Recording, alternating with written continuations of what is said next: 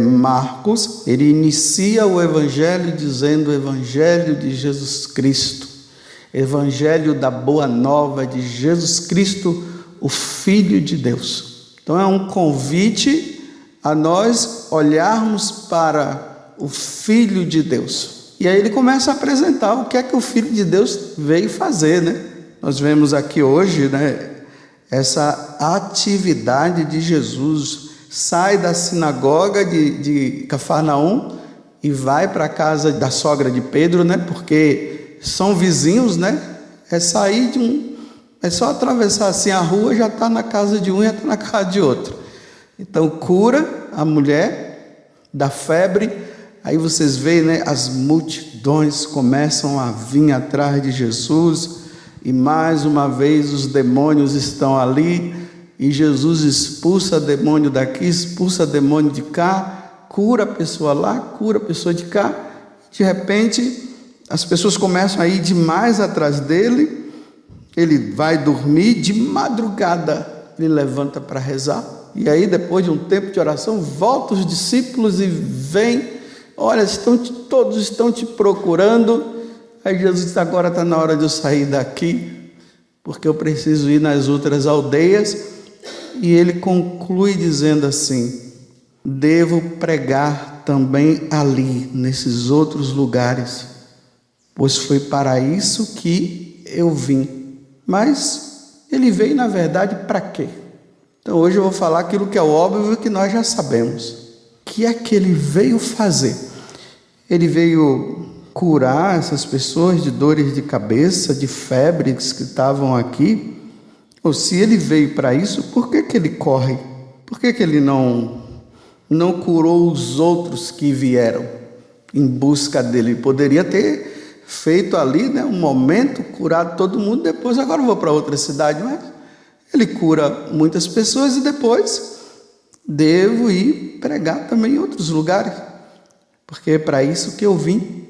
Bem, a carta aos Hebreus hoje, ela nos deixa bem claro isso. A primeira coisa que ele está dizendo é o seguinte, que Jesus não veio por causa dos anjos.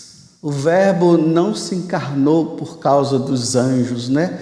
De repente estava lá no céu a Santíssima Trindade e o Pai, né, encarrega o Filho de vir à terra para cuidar dos anjos. E olha que os anjos têm uma grande importância. Nós fomos criados abaixo dos anjos, para entender melhor, né? O mundo superior é o mundo espiritual, é onde Deus está, lá é o mundo superior. O inferior é o que nós estamos, é esse mundo.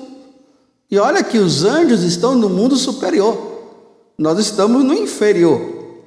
Aí ele está dizendo, não, ele não veio por causa dos anjos. Ele veio para o mundo inferior, onde nós estamos, para destruir o diabo. Olha, isso aqui precisa ficar muito claro para nós. Jesus veio na carne, como nós. Ele sendo Deus, ele é Espírito, ele assume a inferioridade nossa, que é essa carne que nós temos, e o sangue, torna-se igual a nós para destruir o diabo. Mas o que é que o diabo estava fazendo ao ponto de que Deus ele se encarna para destruir o diabo? Porque o diabo, aqui está dizendo, tinha o poder da morte. O diabo nos levava à morte. Mais uma vez, vamos relembrar que no paraíso nós somos criados para sermos eternos. Nós não fomos criados para morrer. Mas lembremos, né, da árvore do conhecimento do bem e do mal, que nos levaria à morte. E o demônio conseguiu fazer com que nós comêssemos daquele fruto, e aí veio a morte. Então, a carta aos Hebreus está dizendo que o demônio exerce um poder sobre nós de morte. Cada vez mais isso precisa ficar bem claro para nós, que aqui está se referindo também à morte eterna. A vida no inferno é uma morte eterna, é um sofrimento eterno lá. Lá não se sai mais. E o demônio estava com o poder de nos levar à morte. Então agora Jesus vem para nos libertar desse poder. É morte pela morte. A única forma de vencer essa morte que o demônio tem o poder de exercer em nós, porque nós não temos como sairmos dela por nós mesmos, era preciso que o próprio Deus, ele morresse, oferecesse em sacrifício, como ele está falando, o sumo sacerdote, né? Aquele sumo sacerdote que entrava uma vez por ano no Santo dos Santos para expiar os nossos pecados, mas que não era suficiente. Agora vem o verdadeiro sumo sacerdote, Jesus. Ele vem exercer, né? O sacerdote matava o animal e o sangue era jogado ali na arca da aliança, numa parte da arca. Depois era aspergido no povo para dizer assim: agora vocês foram redimidos, mas não era suficiente. Agora Jesus vem como sumo sacerdote, e olha como é que ele exerce a função de sumo sacerdote na cruz. Quando nós olhamos para a cruz, nós vemos lá o sumo sacerdote.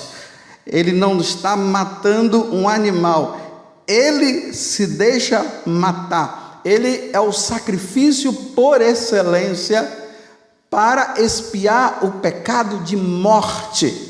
Ali ele neutraliza o poder de Satanás de nos matar. Por isso que aqui está dizendo, né, que ele sabe o que é a tentação, porque ele também foi tentado no deserto, ele foi tentado lá no Monte das Oliveiras, na cruz também, de uma certa forma, ele também foi tentado. E ele sabe o poder da tentação, né? Ele, na carne dele, ele viu o poder que a tentação tem. Ele venceu a tentação no deserto. Ele viu que nós, por nós mesmos, nós não conseguimos vencer a tentação. Só por meio dele. Por isso que ontem eu falei da oração, e por isso nós precisamos buscá-lo. É preciso estar com ele para que Satanás não exerça o poder dele tentador. Porque sem a oração e sem Deus, claro que a oração nos leva a Deus, o demônio vai ter o poder de nos tentar e nos matar. Bem, vou explicar melhor para nós entendermos melhor. Jesus é a vacina. Hoje se fala tanto em vacina, né? Ele é um antídoto contra a morte. Uma vacina que foi preparada durante séculos, desde Abraão até chegar em Jesus, foi preparada. E o último que preparou e disse: agora olha aqui, eis o Cordeiro, eis a vacina que nos livra da morte. Eis o Cordeiro de Deus que tira o pecado do mundo, que nos salva. Foi São João Batista. E ali ele estava mostrando, aqui é a vacina. Satanás, ele coloca dentro de nós a morte. E Jesus coloca dentro de nós, porque ele é a vacina, é introduzida dentro de nós o seu sangue. E o sangue neutraliza a morte eterna. Só serão neutralizados aqueles que querem tomar essa vacina que é Jesus Cristo. Os que não quiserem não serão neutralizados. Por isso que nós precisamos buscá-lo. Deus nos dá a vacina que é Jesus Cristo, que mata Satanás e nos dá vida eterna. Então todo mundo agora está aí diante dele, mas só se salva dessa morte eterna quem quiser. Quem não quiser, não vai. Eu sou o caminho, a verdade e a vida. Ninguém vai ao Pai, ninguém vai ao céu, se não passar por mim, se não tomar essa vacina que sou eu. Ninguém vai para a vida eterna. Ninguém se salvará. E aqui eu quero relembrar, né? Aquela história que eu contei no sábado, para nós entendermos, né? Que quem não vai a Jesus não se salva. Quem busca Satanás se perde. E quantas seitas satânicas têm surgido ultimamente? Antigamente era até uma coisa escondida, mas agora já não é mais escondida, já se tem, né? Tem aí. E falam até que Satanás é bom. Aquele filme lá, o tal do filme de Lúcifer, que eu não assisti, mas eu ouvi uns comentários aí. Ele se apresentava como um bonzinho, um cara bom. E tem muita gente agora achando que Satanás é bom. Ele é bom para te levar para o inferno. A bondade dele está aí. Aqui está a bondade dele, né? Você servi-lo para ele te levar para o inferno um dia. Agora, Jesus é a bondade, não é uma bondade, ele é a bondade por excelência. E ele nos leva para a vida eterna. Quando nós passamos por essa morte aqui, porque até aqui está dizendo, né, que depois que ele inoculou a morte em nós passamos a ter medo da morte. Mas a partir de Jesus a gente não tem mais medo da morte. É por isso que os santos não tinham medo da morte. Porque os santos diziam o quê? A morte é só uma passagem para a vida eterna. Não para essa vida que é passageira. O pessoal fica lutando por essa vida passageira, mas não luta pela vida eterna. Nós precisamos lutar pela vida eterna. Porque por essa morte todo mundo vai passar. Trazendo para os dias de hoje, com esse vírus ou sem esse vírus, todo mundo vai ter que passar por essa morte. Agora, a questão não é essa morte que eu falo sempre para vocês, é a outra morte, que lá não é morte. É uma vida de morte no inferno. Então nós precisamos lutar. Não é tanto por essa vida, que devemos lutar sim. Não estou dizendo que não vamos lutar. Mas o empenho maior é pela vida eterna. Porque, eu repito, de câncer, com esse vírus, ou sem ele, todos nós iremos passar, iremos morrer. Mas a questão maior é a outra vida. E essa daqui nós católicos não podemos deixar de lutar por ela, não. Tem muitos católicos aí acomodados. Estão lutando contra esse vírus, estão fazendo isso, estão fazendo aquilo. Um empenho muito grande. Mas quando chega na outra, aí cai no pecado. Porque é o pecado que nos leva à morte eterna. Jesus venceu o pecado. E nós precisamos lutar contra ele, e aí não luta, e depois se livra do vírus desse mundo, mas o outro vírus não se livra. Aí vamos voltar à história que eu contei, que eu vou contar de novo, daquela mulher que veio conversar comigo a respeito do pai dela, que o pai dela era um homem muito assim, de igreja, mas ele queria bens materiais, e ele viu que por meio de Jesus Cristo ele não estava conseguindo não.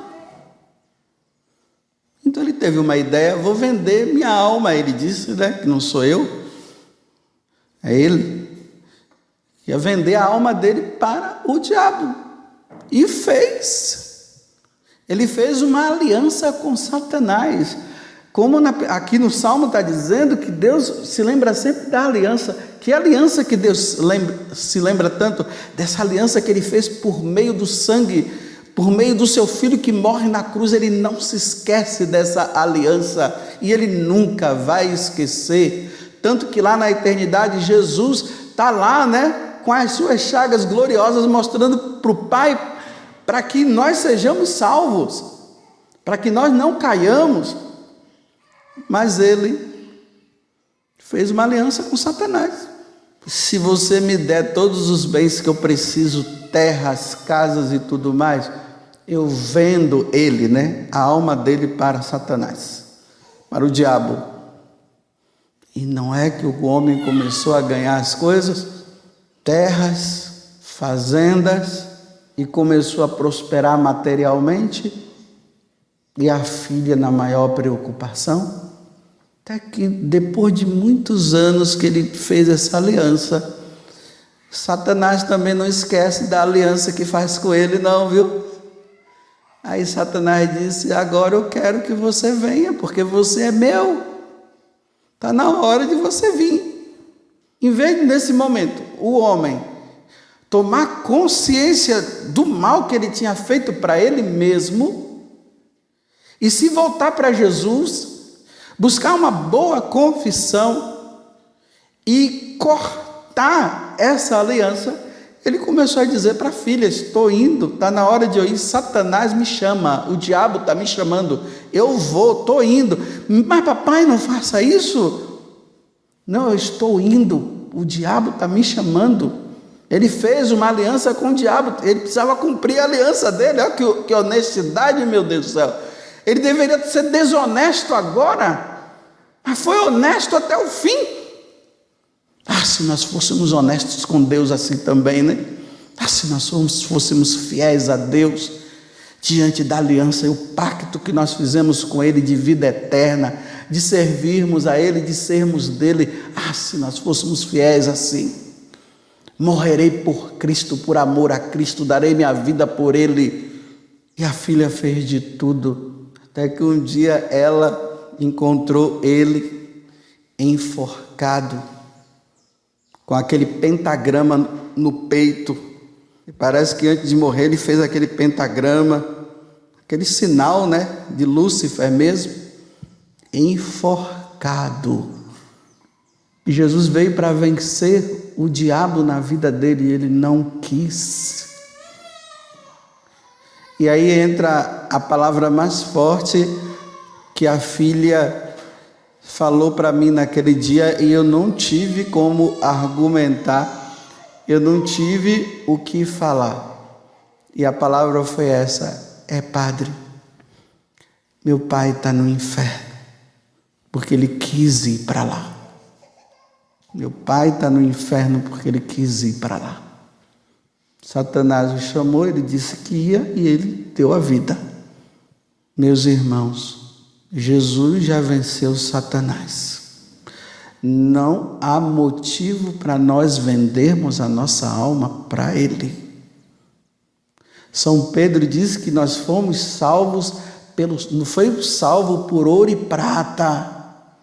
E o homem quis o ouro e a prata.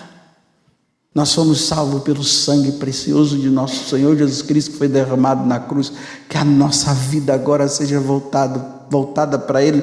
Por isso essa necessidade de nós participarmos sempre do sacrifício da missa, essa aliança que é renovada no Calvário, agora do altar, e ali Jesus vai dando a vida, e nós vamos nos alimentando dele, porque a nossa vida deve estar voltada para Jesus, é para Deus.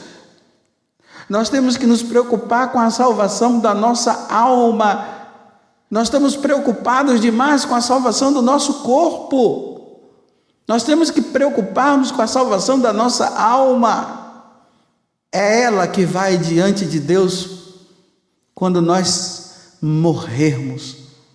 Peçamos a Deus a graça no dia de hoje. E olhando para Nossa Senhora das Dores, meu Deus, que sofrimento deve ter sido para Nossa Senhora diante daquele filho dela e aquele filho de Deus que vendeu a alma para Satanás e que não quis a redenção em Jesus Cristo. Que sofrimento! E agora, voltando para esse mundo de hoje, meu Deus do céu, quantas pessoas nesse mundo que não querem saber de Deus, que não se voltam para Deus, que se tornaram donos de si. E me desculpe, talvez esteja lá na sua casa, talvez esteja lá, que nesta missa, o sangue precioso de Jesus, não seja derramado em vão por essas pessoas e que na oportunidade que Deus está dando deles se salvarem, que eles se salvem antes da morte.